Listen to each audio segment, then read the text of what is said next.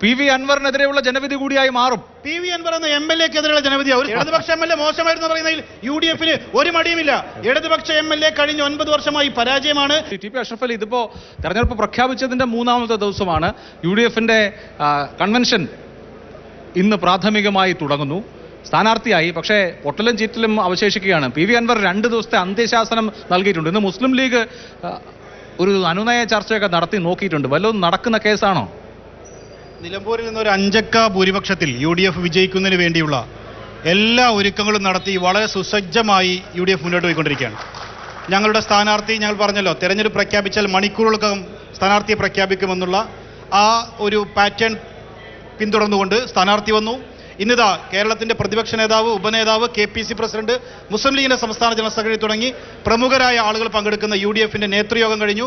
ഞങ്ങൾ ഷെഡ്യൂളുകൾ പ്രഖ്യാപിച്ച് ഞങ്ങൾ ഫീൽഡിലേക്ക് പോവുകയാണ്. കഴിഞ്ഞ 9 വർഷമായി കേരളത്തിൽ പിണറായി വിജയൻ നടത്തിയിട്ടുള്ള ജനവിരുദ്ധമായ, വികസന വിരുദ്ധമായ ആ ഭരണത്തിനെതിരെയുള്ള ശക്തമായ പ്രതിഫലനം ഇവിടെ ഉണ്ടാവും. ഇവിടെ അഫ്സൽ പറഞ്ഞു വികസനവും ക്ഷേമവും എന്ന്. രണ്ടിലും അട്ടർ ഫെയിലിയറാണ്.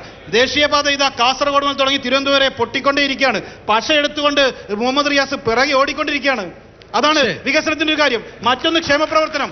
ആശാ വർക്കർമാർക്ക് 1000 രൂപ കൊടുക്കാനില്ല. അവിടെയാണ് ലക്ഷങ്ങൾ ചിലവഴിച്ചുകൊണ്ട്, 100 കോടി ചിലവഴിച്ചുകൊണ്ട് ആഘോഷ മാമാങ്കം നടത്തുന്നത്. ഇത് കേരള ജനങ്ങൾ കാണുന്നുണ്ട്. അതൊന്ന്. 2, കേരളത്തിലെ ഒരു നിയോജക മണ്ഡലമായ ഈ നിലമ്പൂരിൽ കഴിഞ്ഞ 9 വർഷമായി ഇവിടെ അവർ വിജയിക്കാൻ വേണ്ടി ഉപയോഗിച്ച ബൈപ്പാസ് ഇല്ല. ഇവിടെ അവർ ഗവൺമെന്റ് കോളേജിന് ഇതുവരെ സ്ഥലമെടുത്തിട്ടുള്ള കെട്ടിടമില്ല. ഇവിടുത്തെ KSRTC-ക്ക് ഇതുവരെ ഒരു തരത്തിലുള്ള MLA അത്ര പോരായിരുന്നു. വളരെ മോശമായിരുന്നു MLA. ഇടതുപക്ഷ MLA മോശമായിരുന്നു പറയുന്നതിൽ UDF-ന് ഒരു മടിയുമില്ല. ഇടതുപക്ഷ MLA കഴിഞ്ഞ 9 വർഷമായി പരാജയമാണ്. KSRTC-യുടെ ടെർമിനൽ ഇവിടെ ഇതുവരെ പ്രായോഗികമാക്കാൻ കഴിഞ്ഞിട്ടില്ല.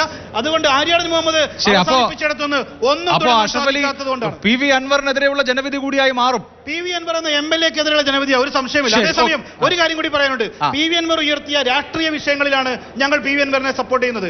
അത് പിണറായി വിജയന്റെ ആഭ്യന്തര വകുപ്പിന്റെ കെടുകാര്യസ്ഥതകൾ, ഇവിടുത്തെ വനം വന്യജീവി പ്രശ്നത്തിൽ ഈ സർക്കാർ ജനങ്ങളുടെ കൂടെ നിൽക്കാത്ത പ്രശ്നങ്ങൾ, കാര്യങ്ങൾ കൂടെയുള്ളത്. വികസനത്തിന്റെ കാര്യത്തിൽ കഴിഞ്ഞ 9 വർഷമായി ഇടതുപക്ഷം ഇവിടെ പരാജയമായിരുന്നു.